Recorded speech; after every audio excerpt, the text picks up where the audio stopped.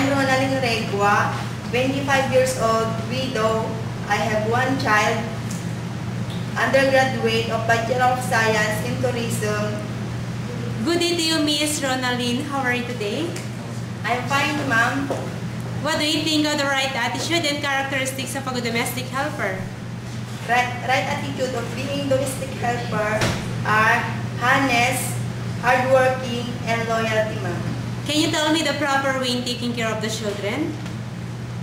By giving them food, vitamins, and take a bath, and love them as your own child. So what if you commit a mistake and the employer scolds you, what will you do? Say sorry and promise we will do not again. What is your last message to your future employer?